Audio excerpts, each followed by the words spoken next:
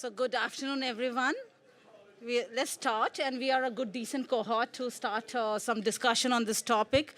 We meet here in this Land and Drought Resilience Pavilion to talk about drying, droughts, desertification, and mental health, addressing gaps and needs for community well-being. This nexus has been pretty under-reflected in the discourse for mainstream community as well as for migrants. So today, with our organizers and partners, including UN agencies, youth groups, and also the European Network on Medical Residence in Public Health, so a regional agency. We have a range of panelists from the government, from international agencies, from regional delegation to COP28. And this is an apt time because this is the very first time health is mainstreamed in COP discussions. At United Nations University, we have responded to the European flood of 2021, taking note of how disaster and sudden events impact people's psychosocial well-being and mental health.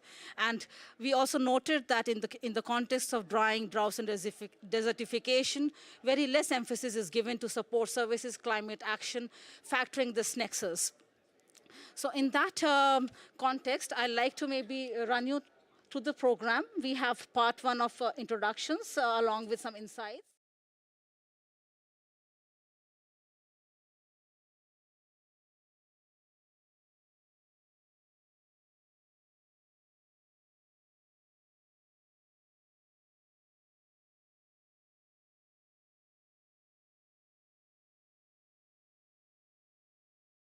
We do have some examples from our panel.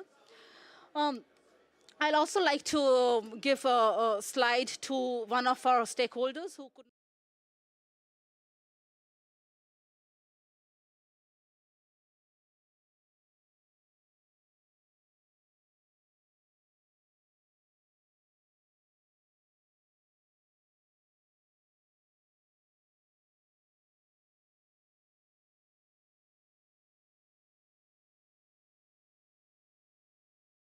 People who are either impacted by heat effect or have sudden exposure to shocks. So you can read his message on the screen. And with that message being projected, I might also bring one more key stakeholder in this domain, our representative from Canada, Health Canada, Kate. Would you like to give us some insights of what Canada is doing as a state to take note of this nexus, the climate health nexus in general, but in particular the climate mental health nexus?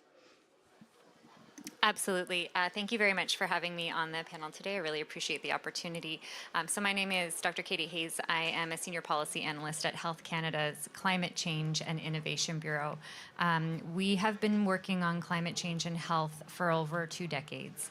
And as part of this work, we really understand the impacts that climate change has not only on physical health, but on mental health, which is a passion of mine. And what we've done most recently are 2 things. We have a national climate change and health assessment that came out in February 2022.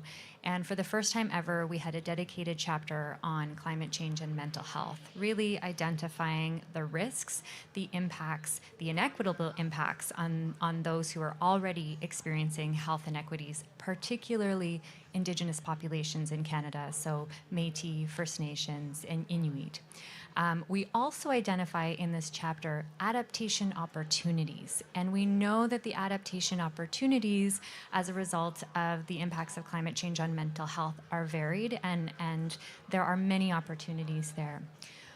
In tandem with our national climate change and health assessment, Canada has a whole-of-government approach to our first national adaptation strategy. So this is where the rubber meets the road. So not only the research application, but applied. How do we support the broader community in addressing climate change, and how do we specifically address climate change and health? So this is a whole of government, as I mentioned, approach and a whole of society approach that engaged with stakeholders across a wide spectrum. This included a variety of roundtables with health experts, but also mental health experts. I'm not sure if anyone's familiar, but in Canada, we now have not only a Minister of Health, but a Minister of Mental Health and Addictions. So noting that we had this representation, we really were able to hear from a variety of folks around the table about not only the physical health impacts of climate change, but mental health.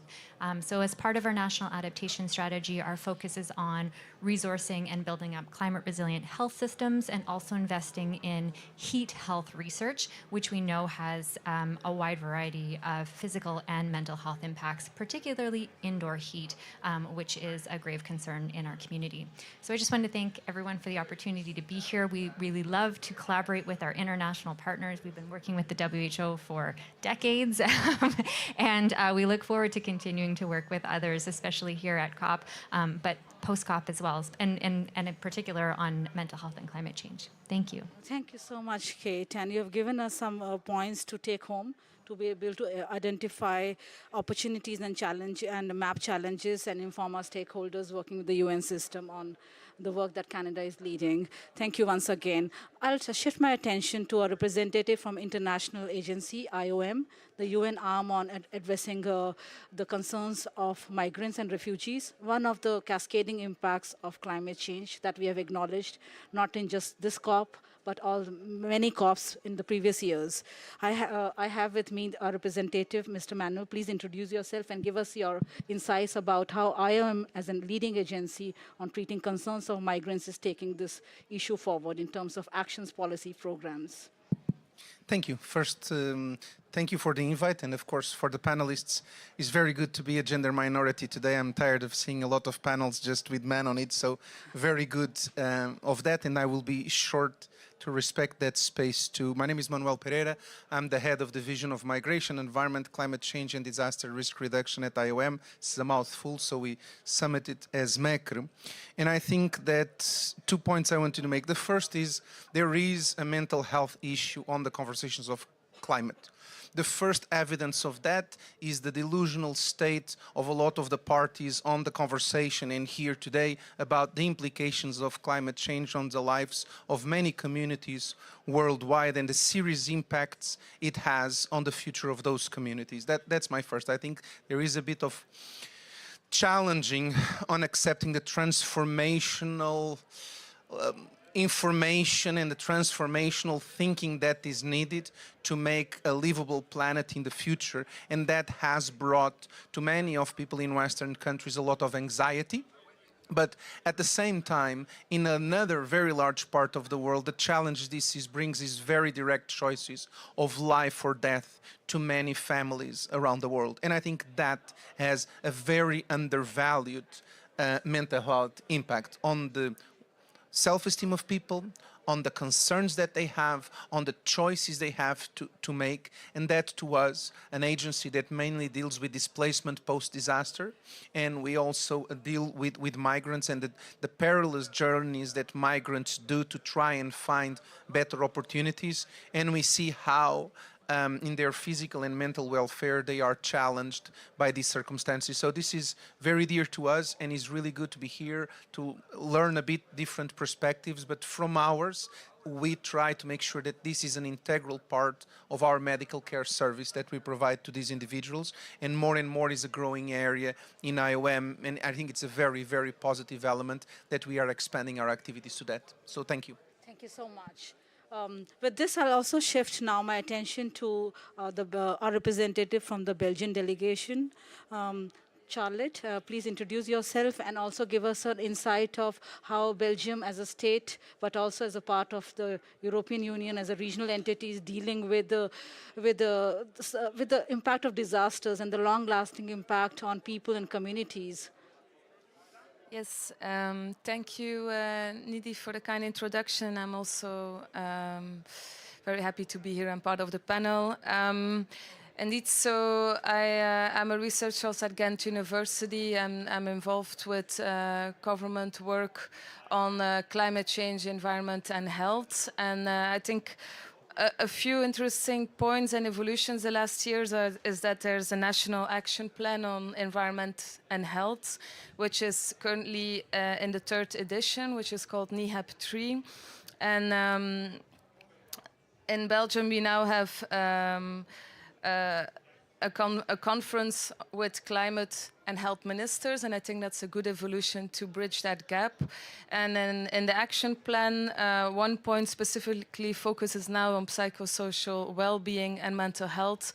And an example that they are trying to look into more specifically is what the effect is of heat on people who are taking, for example, antidepressants and medication for psychosis, because as we know, that has an effect on sweat production and regulation of temperature, and there's a big concern in the citizens who take this medication and chronically, let's say, when they are exposed to heat or to long periods of dry temperature, together with high concentrations of ozone, that this could be very concerning effects. What they also found is that there's actually not a lot known yet about this association, and especially when looking at Belgian data, we really have a data gap to research this. So I think that's really an action point for our country.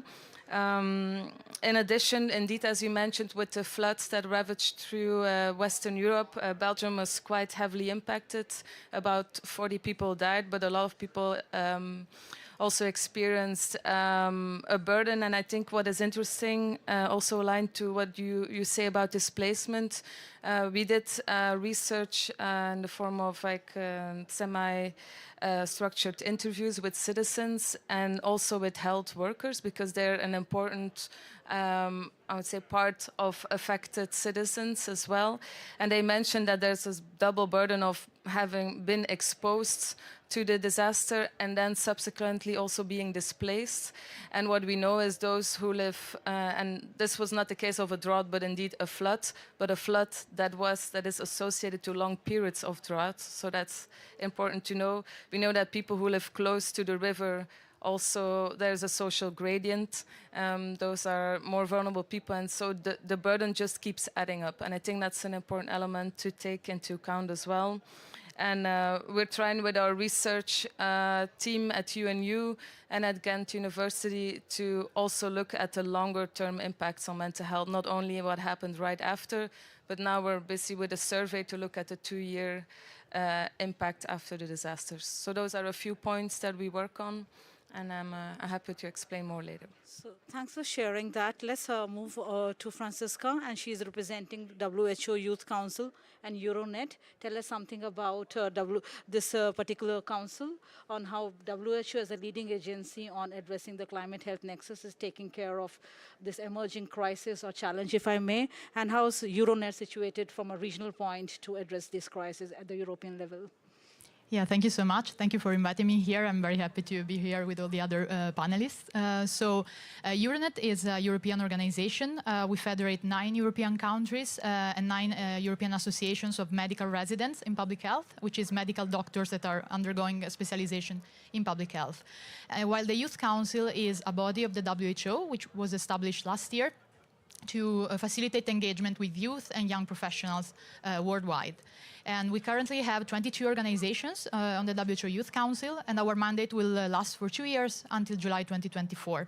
We are working in working groups, so I'm here representing the mental health working group, for which I have the honor of being the chair for the year 2023.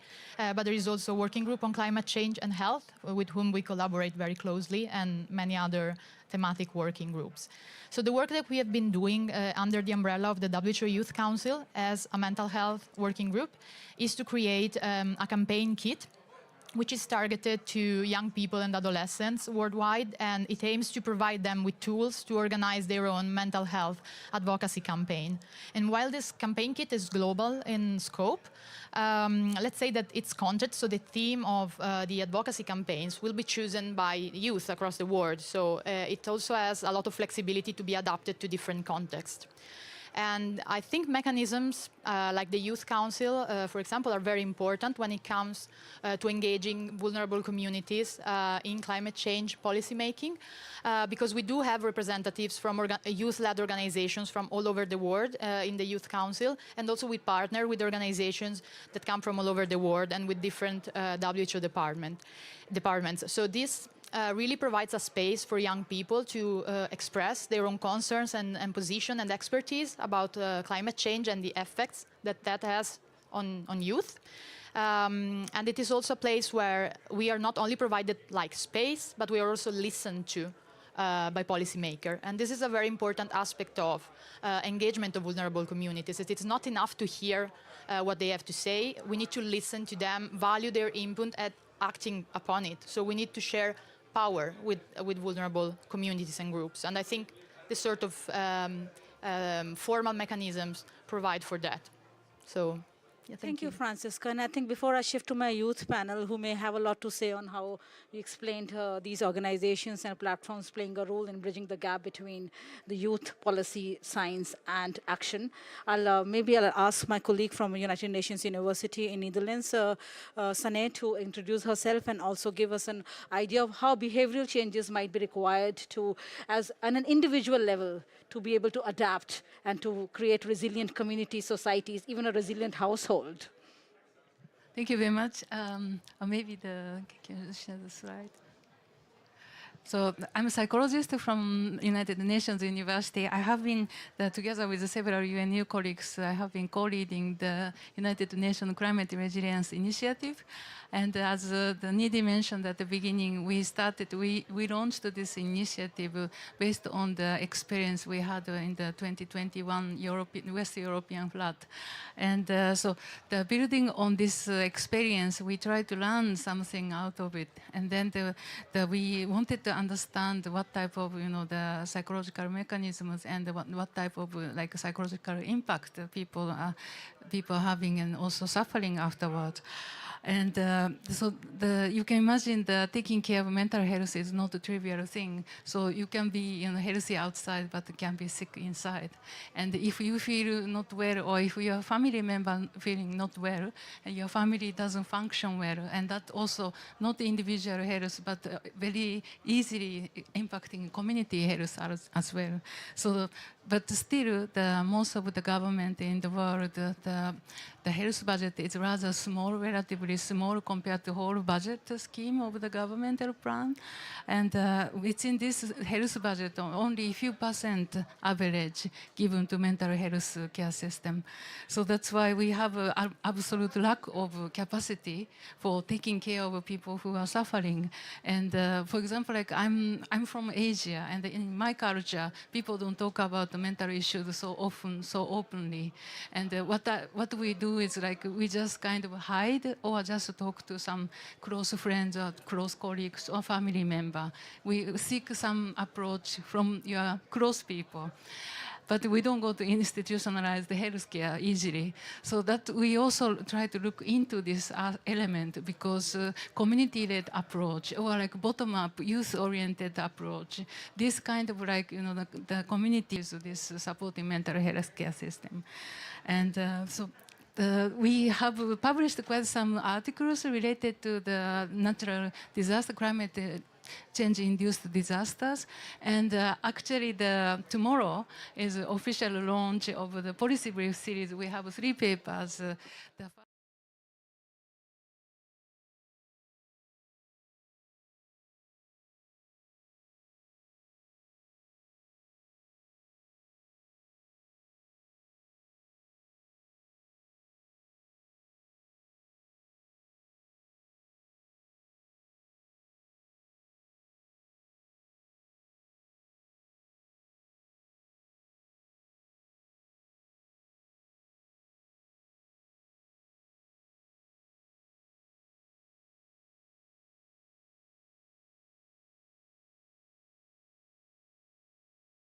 come handy when you have to prepare in a sort of in a very short time period. So we have just taken note of all the agencies, institutions, experts.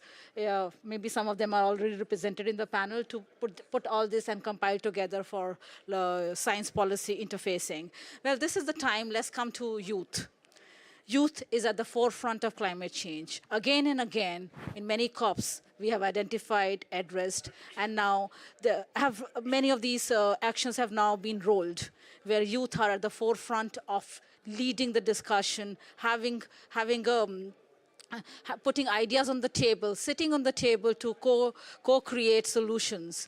And I think with that, I will maybe perhaps put two island voices on the spotlight first. Stacey and Fela, you represent two island nations that are worlds apart, but perhaps may have some kind of similar challenges. So Stacey, why don't we start with you? Hello, everyone. Hi. So I am from Barbados, and I represent the intergenerational part of the youth because I am definitely not young anymore. But I will say that that there are definitely some vulnerabilities. That's a good one, a bridge. I'll tell my son I'm a bridge. Thank you. That's a good way to look at it, a bridge. So there are definitely some issues with water scarcity that are very specific to, as I like to say, large ocean island states. I shy away from the small island developed states acronym. I think we need to look at empowerment and things that are forward thinking. So we do have issues where a lot of our water should come from rivers and streams in some of the islands because geographically a lot of our islands are very different. So in those islands, the issues that we have when there is a lot of rainfall, the drought conditions have affected the quality of the soil, so a lot of it doesn't collect the way it should, and there's a large amount of runoff. Sometimes this runoff, however, is impeded by the levels of plastic pollution. So those are things that are really showing it's rearing its ugly head. And that is having an effect on young people who have communicated with me in that there's a level of insidiousness in how mental health is affecting young people that it's not very obvious from the outside, and it's not sudden like something physical, or if there's an extreme weather event and we have instances of disease, that's visible and it's in some ways more treatable. So that's something that I think young people are grappling with. And then for us, the unpredictability of rainfall patterns is also a problem in island states. So where there are cultural traditions that surround this kind of rainfall, or where there's even to do with agriculture and crops, families rely on certain types of rhythms. And you mentioned the sense of a lack of security and that unpredictability, all of that along with, it's not easy being young in this world at all. And that combined with other things, I think is having a really harmful effect in lots of ways. I think I also wanted to just say that in the Caribbean generally, there's always a dearth of data. There's a horrific data gap. So this kind of data gap, I think, is exemplary. It's exacerbated in terms of mental health because it doesn't exist much in the Caribbean, and now it's being made worse. So we really do have to do something to address that specifically. The Caribbean is always lumped together with Latin America. So we have to have a data-driven policy approach towards integrating mental health insights into just how can we really bring the resilience of young people up. And then in terms of displacement, when there are extreme weather events, which again we see are indirectly linked to droughts, Indigenous minorities in the Caribbean, particularly in the Eastern Caribbean, have a strong sense of self linked to place. That sense of identity upon which everything is built is completely destroyed when you do have to move from where you are. And this kind of thing in young people who, again, are already grappling with a bit of an uncertain sense of self, I think that's problematic. So, I mean, I'll end there to say that it's really heartening to see the policy papers. I can't wait to see them and see, read them and get a sense of those lessons that were learned. I think these lessons they have resonance everywhere. So we're seeing now the climate crisis is affecting everyone, whether you're in the global north and south, and let's see how we can come together and address this crisis. So thank you. Thank you, Stacey. Fela, would you like to add your insights? Sure. Thank you as very also much. an indigenous person that we should recognize in the room. Thank you very much indeed. So I'll start by saying that the 10 fattest countries in the world are all in the Pacific. And the reason why I start with that is because there's a strong correlation between obesity and depression. And the relationship between obesity and depression in the Pacific context is largely driven by the climate. And allow me to unpack some of that, because when I say that it's driven by the climate, I'm talking about food security. I'm talking about the fact that for generations, Pacific Islanders were subsistence farmers. We were fishermen. And now we can't always do that because the climate has changed so much that there is seawater. I guess the water quality in the Pacific has changed, and so the fish are getting further and further away from the land. And so our ability to catch fish, our ability to grow crops, our ability to get access to fresh water has been very seriously undermined. And more recently, we're importing very unhealthy food from the United States of America, from Australia, from New Zealand. And that's what's leading to obesity. So it is climate driven. It is causing obesity. If you look back even 50 years, obesity was not as bad as it is today in the Pacific. It might be a very similar situation in the Caribbean. I don't know. But what I do know is the introduction of these Western diets in indigenous communities, and I'm sure there will be parallels with the indigenous community in Canada, has been absolutely devastating for our communities. We used to have a very traditional diet that was largely driven by what we caught and by what we had on the land, and that traditional diet has been replaced by turkey tails, by very unhealthy types of meat that are sadly dumped by Western countries that don't need these meats anymore on small Pacific islands like mine. And so one of the reasons why obesity is as bad as it is because of that injustice that occurs when Western countries simply dump the meats that they don't want on small islands like mine. And the other thing I wanted to touch on was how it's leading to urbanization. So because we can't be fishermen, because we can't be farmers anymore, droves and droves of families are relocating from the coast to the city. And what that does on the cost of living, what that does by abandoning your roots, your ancestral burial grounds, we're having to detach ourselves. You talked earlier about our identity. We're having to abandon our ancestral homelands because we can't afford to live there anymore. What does that do to your mental health? So for indigenous communities like mine, there's so much going on here. I could talk for days about this, but I'm going to leave it here because I want to hear from the other young experts in the room. But I just want to say that, what happens at COP is the difference between life and death for islands like ours. And if we don't get climate finance, if we don't get the commitments that we talked about, we don't know what to do because our islands are literally sinking. One of the islands is actually expected to be extinct in like a few hundred years. So that's how bad it is. It's literally a matter of life and death for us.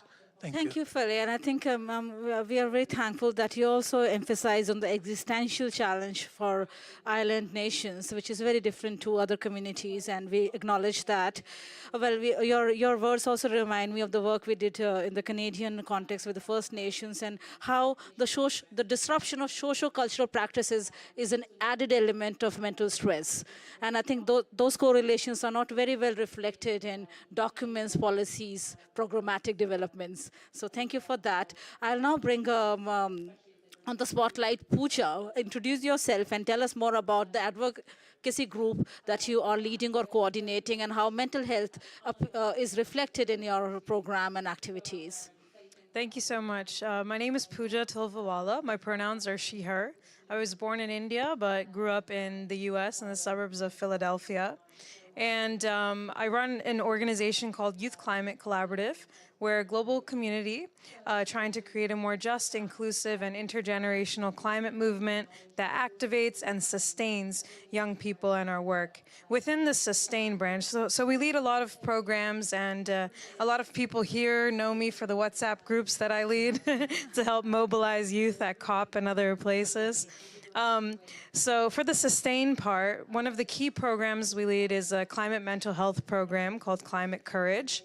And for this part, since 2020, we've been leading these short-term workshops that offer 2-3-week meeting places in person or virtually. to talk about your climate anxiety, emotions, then to come up with a self-care plan, exchange strategies for self-care. And this is global, so people are exchanging, strategies and methods from different countries. And then how to be there for somebody else that you see is going through this. In this, like some of the things, one of the stories or one of the participants that it was really sad to hear her story. After a natural disaster, right, in her country, and also war conflict area, she, as a doctor, wasn't trained as a surgeon, but had to step in as a surgeon all of a sudden due to natural disaster and war. And this put a lot of stress on her, and she's like explaining this, right? And so it's really crucial to have these communities of support and a safe place to discuss these emotions. And this is important, especially as a preventative measure too. So if you start early on, knowing that there's this consistent place, or even, every few months or so, that you can go to talk about these feelings, it can help prevent them from, becoming worse and leading to things even, like suicide. For example, in India has a very high farmer suicide rate, and in general, a very high suicide rate. And this is largely, as Fale was discussing, the relationship with identity. When you're a farmer, you have an identity as, maybe a provider for your family, provider for your community, and all of a sudden you don't have the crops, or fish, as you were saying. And now your identity is compromised. You don't know who you are, what your role is if you can't fill that role. And then there's also the poverty side of it. Now you don't have what you need to survive and thrive. And so that tends to lead to a lot of depression and eventual suicide for many. And so a lot of these communities, especially that are very low paid, unpaid, don't have these services, right? And they have each other to talk about, but then there's also the social side that was touched on of stigma. So in our climate mental health workshops, some South Asian men would express that in their communities, they feel like they can't vocalize their emotions just because they're expected to be strong and the provider. And so that's another social barrier to this issue. So let's see, a few more points. Having community helps, having a storytelling methods helps, having a consistent space. So one thing that we're doing, we have the 2-3 week workshops, but then we also realized that we need a more consistent long-term offering. So right now we actually have 50 young artists from around the world who are poets, storytellers, comedians, cartoonists, and they're co-creating a climate mental health journal. And we're launching this next year. And so every 2 weeks in different time zones, we're going to be providing 1 to 2 hour sessions with guided meditation or leading a drawing session or cartooning session, making it a little bit fun as well, just to offer consistent space involving the creative sector and the climate mental health sector so that people have this long-term offering as a preventative measure and as a place to build community and heal more often. Thank you. Thank you, Pooja. These are lovely things that you're doing. It's some things that people can feel ownership of.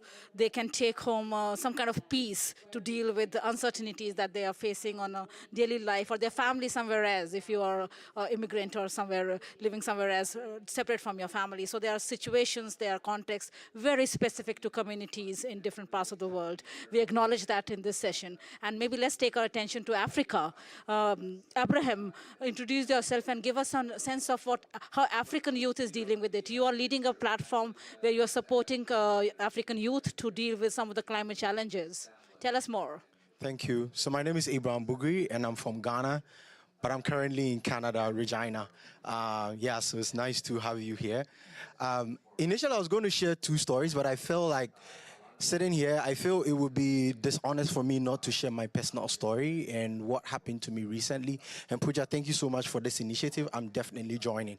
But recently, during the rainy season in my country, Ghana, I'd gone there to do my research already.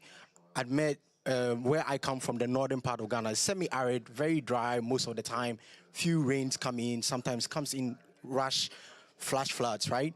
And farming used to be our way of life. It's no longer viable. No one is farming.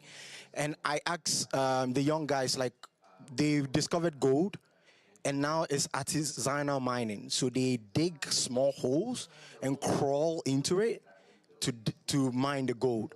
And I remember asking my cousin, why do you do this? It's like, we can't farm again. Why should I continue doing that? I go back to Canada the next rainy season.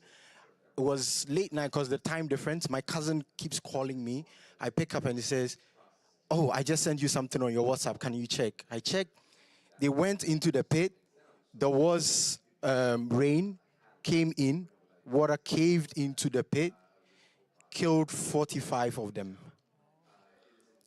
And at that point, I didn't know if I want to continue working in climate change because I felt so depressed.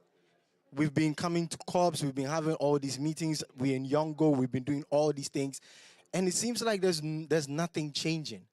And for me personally, I think it took me about 2 or 3 weeks where I just didn't want to write anything, listen to anything, read anything climate change, because I just felt like there's no solution to this. But fortunately, I have a friend who is a psychologist, and I talked to her, and we went through a series of things like, why do you do this? What was your purpose? All that. And it brought me back. But then how many people, how many young people, how many people in Ghana have access to that? A WHO report came out and says that almost 85% of Ghanaians who need mental health do not get access to it. And that is shocking. And I know that also because with the organization you have, the United Youth Initiative for Africa, we were contacted by a local leader to come and do research on the impacts of drought and shortage in water, because they had a lot of like foreign organizations coming in to dig wells, but it still wasn't solving their water crisis. So we went in there and we were interviewing. I remember interviewing this young lady, and after we were done, she said, "Can I ask you something? Why are you asking us all these questions?" So I explained climate change to her, what is happening, and she said, "Then it means all these things I'm going through is not going to stop anytime soon. What can I do?" These are the realities of young people in my country, in the global south, and people who do not have access. And we are calling for action to support people. But then, currently in Canada, I'm a policy and research associate at the Gender and Environment Lab in University of Regina, and we are doing a project dealing with drought, wildfire, and floods in Saskatchewan. And we talked to indigenous people there, and one of the things that came out is, for me as an African, we were always complaining about policy, like put in the policy. But then we also realized that policies can also be detrimental if they are not done right. We need a bottom-up approach to how we deal with minorities, people who need support. And we see this, we saw this in this research where indigenous people, young indigenous people were moved out of their places, resettled, and when we spoke to them, they said, this reminds us of the residential system. And we know how the terrible history of Canada and the residential system with the indigenous people. So I feel like we need to talk about the policies and addressing it, but then also I want to throw the caution that if you're dealing with young people, if you're dealing with vulnerable people, you need to do it right. You need to seek our, position to do it right. Thank you. Thank you. Abraham, it is very interesting points you have shared. So also sort of reflecting on global north, global south, the kind of disparities, challenges that can be very distinct. And I also remember that in one of the last meetings we met and we said that at a UN agency, we are going to share the newsletter. And you said, what's the newsletter? So we have to use the right tools to talk to young people. And that stick with me. So, well, we'll maybe send some WhatsApp messages or have some game built on transitioning from fear to hope. And that's the very intent of us sitting together in this room, trying to talk to each other so we can learn about tools, we can learn about initiatives, programs on how to talk to each other. So we are getting to the basics here. And I think let's bring the other region on board then, my last intervention. Ala, why don't you introduce yourself and give us some reflections from the Arab Youth for COP team. Hi everyone, my name is Ale Abdelgawed. I'm from the youth delegation of Egypt, and I just also happen to be the Middle East, Western Asia region youth ambassador for a program called Connecting Climate Minds that is run by Imperial College London. And it's basically an initiative that has 9 different regions where we have expert dialogues online and hopefully sometime in person, where we discuss climate change and mental health with experts from both sectors. And what I want to really touch on is a point that was brought up by Pooja. In our region, we have a problem with droughts. In Egypt, we have an insane problem with crops. And it was found that the suicide rate doubles in farmers within the region, and that the rates of PTSD and schizophrenia are rising insanely, as well as that they are 2 times more vulnerable to death when as a result of heat stroke, as a result of being on the medication for either PTSD or schizophrenia. The most vulnerable group currently to mental health issues from the climate are youth. We are the ones dealing with most of the consequences. We are the ones that are dealing with most of the problems. And we are the ones that there isn't really enough research that talks about this. You look up climate change effects on like physiological health in terms of like heart disease or lung diseases. And they're there, people know about them. But the healthcare experts themselves actually don't have much of an idea that, hey, droughts or floods or heat strokes or weather disasters actually cause a lot of problems for people. And I think that what we need to do to start with is have capacity building for healthcare professionals and have that have the accessibility to the healthcare professionals be a lot easier for us. And once again, touching on the stigma, Arab region stigma, the mental health stigma in the Arab region is horrible. It is not very common to have someone go to therapy, let alone go to therapy because they're feeling stressed, because nothing is being done about climate change and we know what's going to happen and we can't do anything about it. So I think that's one thing. And within working with the project and with the experts from all around the region, we found that not a lot of people seek help and not a lot of people see a problem with them being affected by climate health. Like, yeah, it's getting hotter. Yeah, it's just gonna get hotter. But they don't understand that, like, it's normal to feel like something is wrong and it's normal to admit that something is wrong. So to be transparent with ourselves and to have accessibility to mental health services is one. And to just raise awareness, I guess, of that this is going to happen. It's not going to get better. I mean, hopefully it does, but right? Yeah, exactly. But for now, we're not really seeing things get any better. So we need to put it out there that it's okay not to feel okay about this, and that it's okay to seek help, and it's okay to speak up. And I think that's like short and concise. That's what we need to do. And then because we're in COP, I'm going to say it. I think we should definitely put the focus on mental health in negotiations. I'm a young negotiator. I'll definitely, hopefully, be talking about this sometime. Health is finally having today as its very first thematic day, which is great, but the topics of mental health are not the center of health.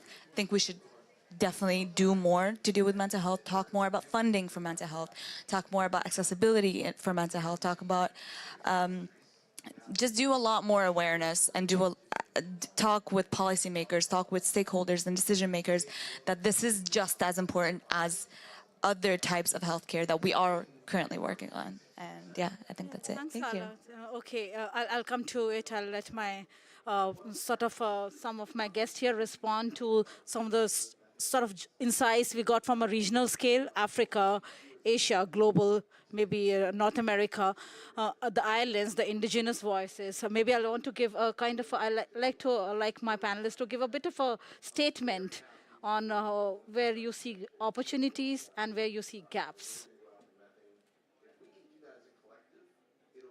Maybe we can start with you, Manuel. I'm going to go in this direction to make it easy. Trying to run away from it.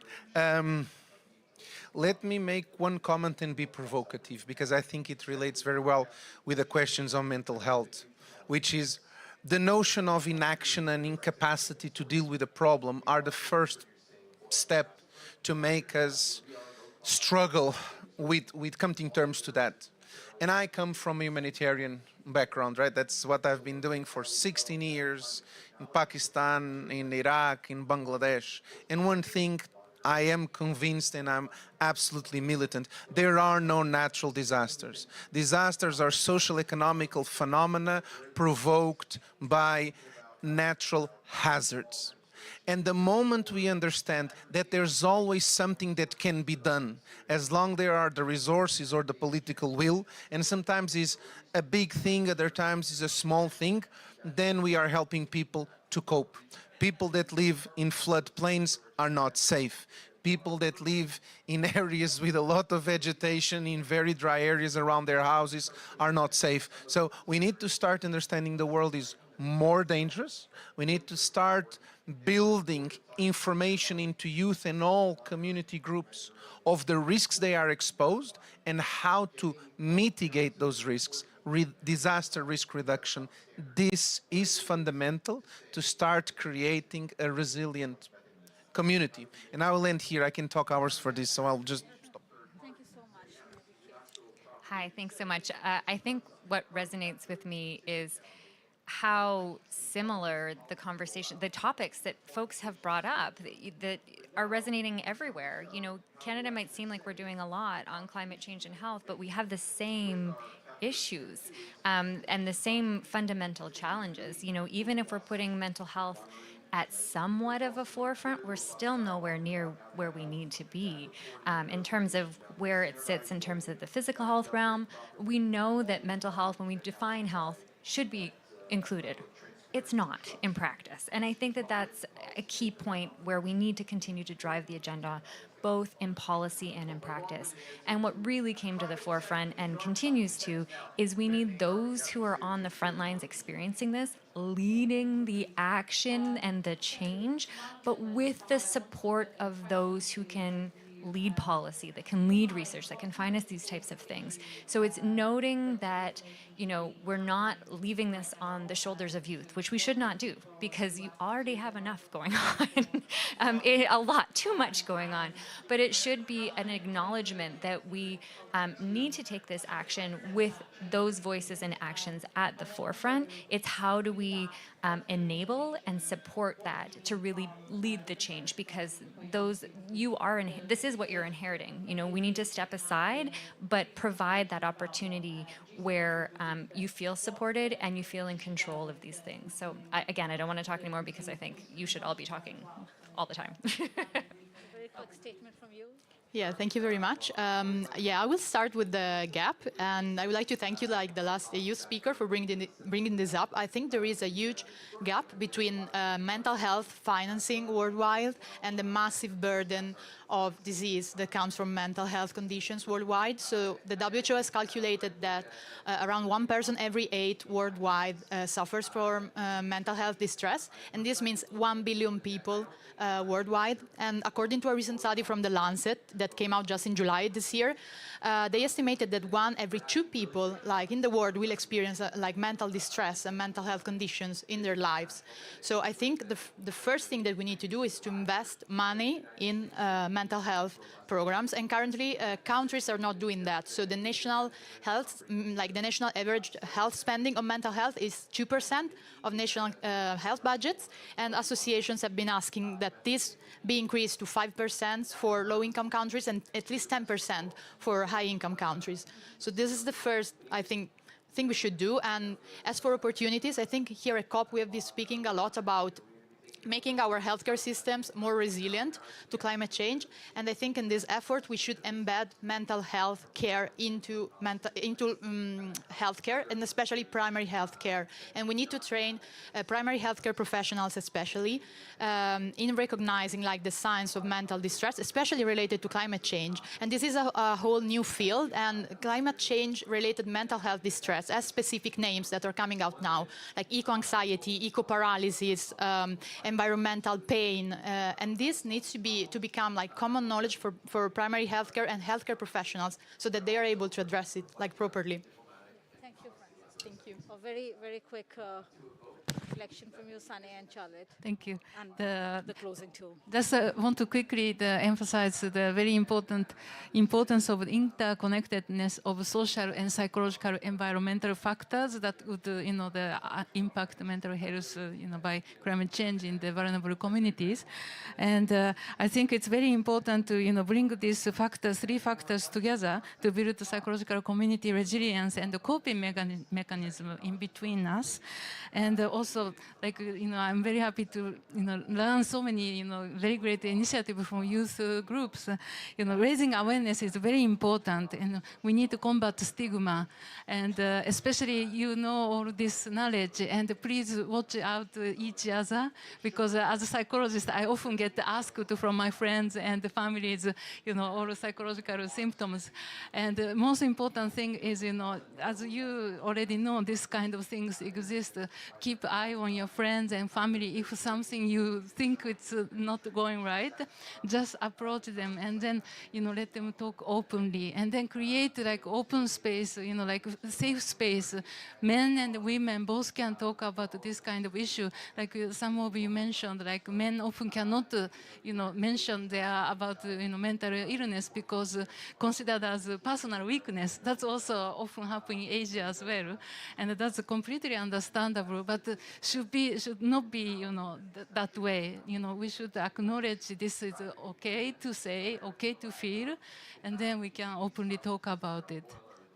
Charlotte, a very quick statement from you. And Yes, very short from my end. I think what is important for me and what I heard is that this is not only about climate change and mental health, but it's also about access to health services. And while we're working on indeed climate resilient health systems, I think it's important that our health systems serve general population health, and this is included just in a continuous way. So I think those are like 2 discussions that we should link all the time. Then another point, and a lot of emphasis is now on loss and damage at this year's COP, and on the non-economic loss and damage identified from the UNFCCC, including health, biodiversity, and migration/mobility. And I think there's really a research gap on how can we calculate in financial terms non-economic losses. And I think mental health is specifically important here, such as a story as a farmer who loses his kind of identity. What is the cost of such a loss or such a damage? Like, how can we adequately compensate for this? So I think that's a point on the agenda. And then the last point is that relates to work we also did is after a disaster or an event, that psychosocial responses should not only focus on basic needs, as now the case also in Belgium, housing, etc., but that they should start from the beginning, after and during an event, with comprehensive psychosocial support, and continue this also in the aftermath. So those are the few points from my end. Thank you. Thank you, Charlotte. And perhaps before we close, I'd like to give you also a chance to give a closing statement where what are we lacking, what are we missing, how can we speed up action, how can we deliver the commitments. The narrative is changing very fast. The language is changing very fast in terms of climate action and policies. How do we fit in this very crucial need? So please give a very quick statement on how do you see, where do you see the pathway to make a change? I think us youth are very empowered and very driven to put things forward if we are given support by stakeholders and researchers and policymakers.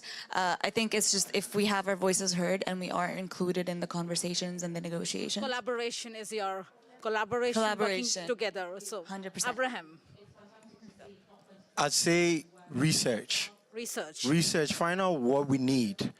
Don't just sit in your offices and use your own knowledge and your expertise to draw projects Empirical for us. research, talk to people, listen what they have to And say. include us in the Include, research. of course, co-create research. Exactly. Pooja. Yeah, two things. I was also going to make a comment on the loss and damage point. So there's a need for enhanced reporting on this mental health services and non-economic loss. And the second point is more intergenerational collaboration between you all and us, for example. So, okay, collaboration and reporting. Stacey. Yes, I was going to say that as the resident bridge. I was going to say The bridge, the bridge. Definitely, Make a bridge. Okay. definitely the idea of what I call diplomatic activism. Okay. In that it's a way we can. It's not what we say; it's how we say it. So I always tell that to my son. So and he's 17. It's like and then he'll go to his grandma and he'll say, "Well, how do I convince mom to do this and that?" And so it's how you phrase it, right? And then once we get that intergenerational collaboration, we all want the same thing. So it's knowing that and moving forward based on that. I think that's a wonderful word. There was a wonderful verse to close our session. Thank you, everyone. We have heard different perspectives. We know that we have tools. We have the intent. We have addressed it. We have acknowledged it. We need to devise and collaborate and create actions that can make this change happen, that can lead us helping people who are in the need of at least understanding. We can be the help providers and not really health providers. We leave that to the experts, but we can be help providers. Thank you, everyone, once again.